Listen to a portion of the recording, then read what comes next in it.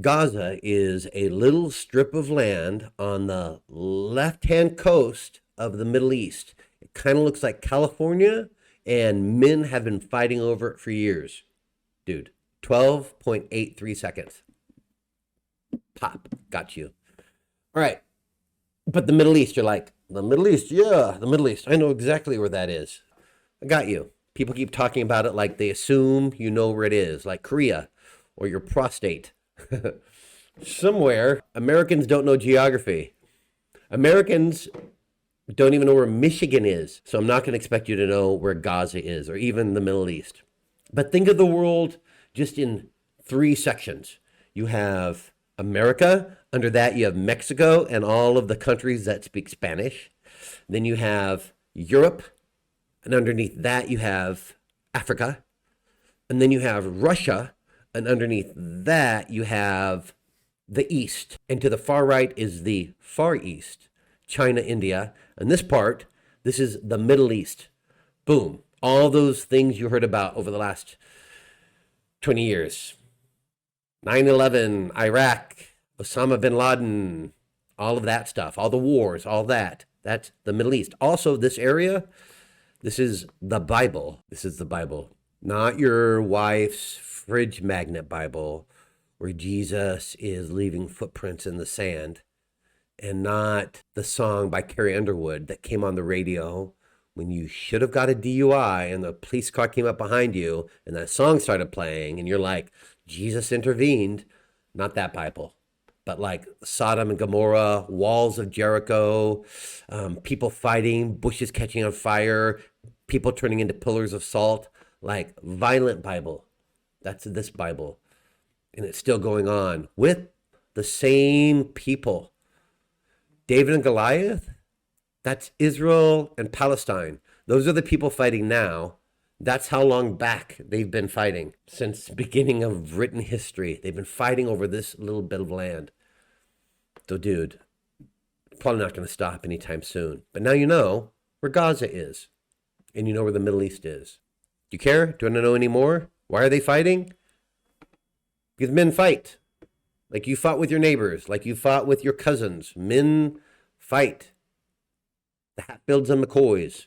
And you know what? They fight over land. You get a dad up at 3 a.m. and he's waiting in line to get Taylor Swift tickets for his 12-year-old daughter, and another man steps in line in front of him.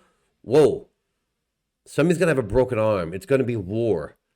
Because men fight over land. Boy dogs pee on poles. The Texas horned lizard shoots blood out of its eyes. Like, stay out of my space. Men fight over land. Cain and Abel, that's how long it's been going back, really. I mean, what was that about? Cain murdered Abel because Abel had something that Cain wanted. Boom. Still going on. So you have Gaza, this little strip, and a bunch of Palestinians are living there. But this other area to the right, Israel is living there. And to the right of that, you have Palestine. But all that area, all that mishmash of area, man, those borders have been changing and moving since recorded history. And Israel's been like, yo, we were here first. And Palestinians are like, no, you weren't. We were here first. And then they brought God into it. And Israel said, God gave us this land. It is our promised land. Palestinians are like, God told us to build a mosque here. Israel says, your mosque is fake and stupid. Your temple is fake and stupid. This is Judea. No, this is Palestine. No, this is Israel. This is Canaan. Those Canaan days we used to know. Joseph and the Amazing Technicolor Dreamcoat, a musical by Andrew Lloyd Webber that I have seen 6 times because I do not have a natural war instinct. But Bubba, you already knew that about me, and you're fine with it, right? Because you're so open-minded. All right, Israel, Palestine, rah, fighting. Finally, the world says, hey, you know what? Israel, boom, you can have this area right here. And Palestine was like, what? You can't just give them this land. That's the best piece of land. And Israel is like, I'm going to put the couch here. We're going to put the TV over here. We're going to have to do something about that mosque. It does not match my color scheme. Fight, fight, fight, fight, fight, fight, fight, fight, fight, fight, fight, fight, fight, fight. Israel settles in, stretches their arms a little bit, opens their legs, sits back. Palestine was like, Israel, go back to your own side. And then Uncle Sam's like, you know what? I swear to God, if I have to turn this car around, Israel, keep your hands to yourself. Gaza, stop kicking the back of my seat. It actually worked. Bill Clinton actually got them shaking hands in the 1990s. Boom. Peace talk, peace talk. Oh, a little unrest, a little more squabbling, a little more fighting. Peace talk, peace talk. And then Clinton gets in trouble for dropping his own bomb that exploded all over a little black dress.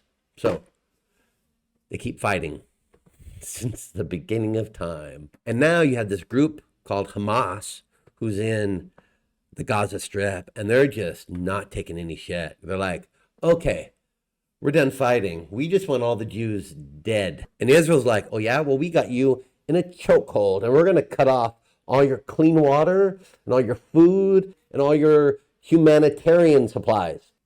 And the rest of the world is like, whoa, you two just need to chill the fuck out. And that's where we are now. So what do you think, dude? But I want you to remember back to the 2004 Super Bowl when you lost your shit. Remember that? You threw a chair, you screamed at Jennifer, and then you went and you cried in the garage for like 30 minutes. Dude, you get so emotionally invested over the Lakers, over all your sports, and that's fake. All that's fake. And it's so primal for you. It engages something in you deep inside of you. Now imagine it's not a football game.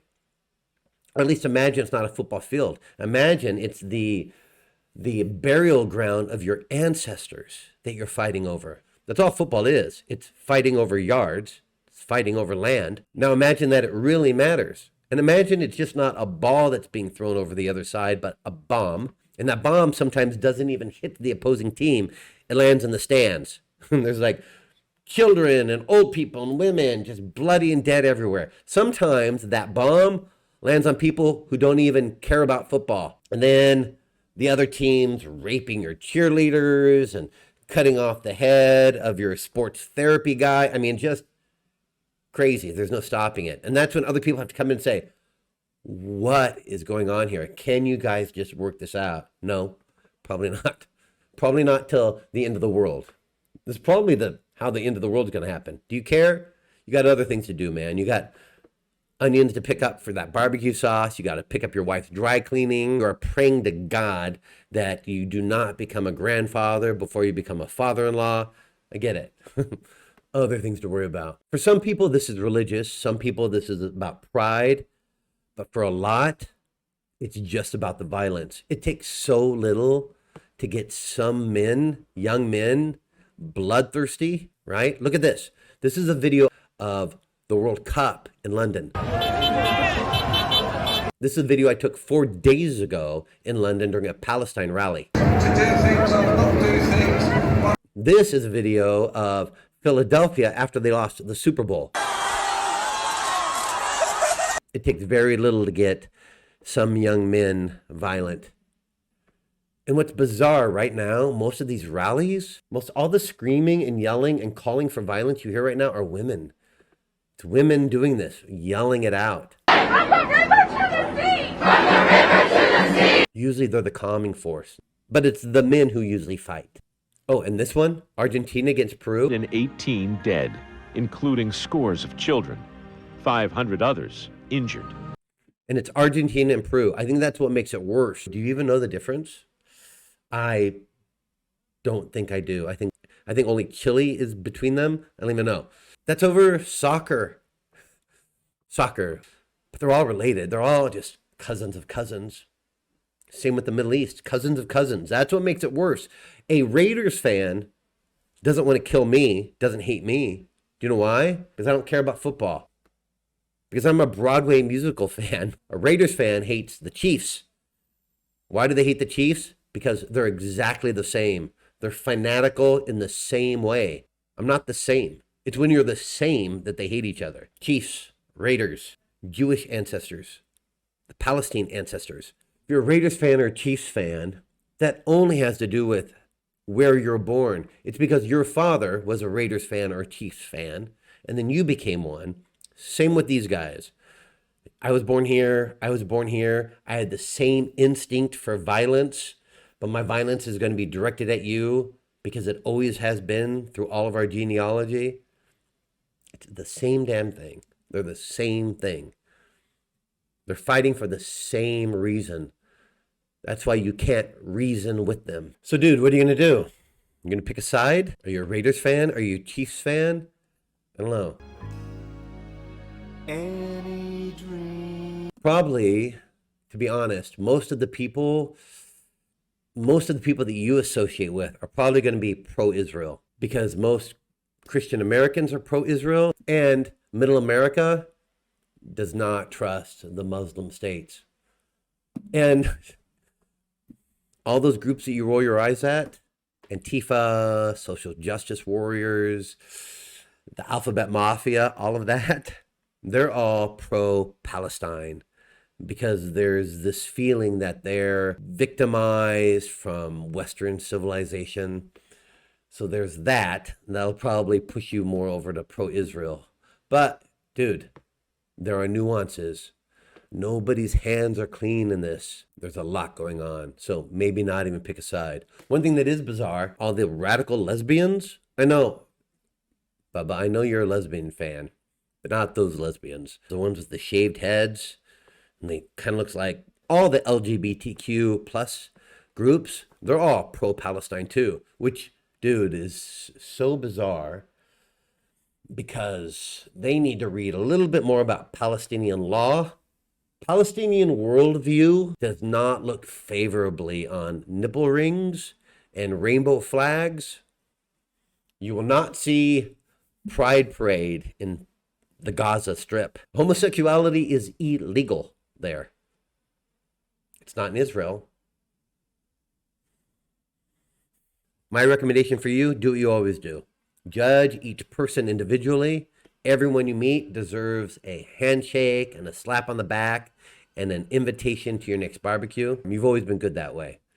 Like and subscribe. Anything else you want to know, man, let me know. I'll be happy to answer it in 15 seconds. Oh, if anybody's watching this and you're like, this is a shitty video, you did not talk about this and this and this and this. Well, fuck you. This video wasn't for you. This video was for Bubba. So Bubba, I hope you liked it. Gaza, 15 seconds. Hey, everybody, like and subscribe, please. Oh, yeah, dude, I have this for you. Here's a little quote I think you should learn. It'll impress your boss. Almost everybody who does evil has convinced themselves that they are doing good. One more time. Almost everybody who does evil has convinced themselves that they are doing good. Memorize that. That way, if it comes up at all, Palestine and Israel, an easy way out.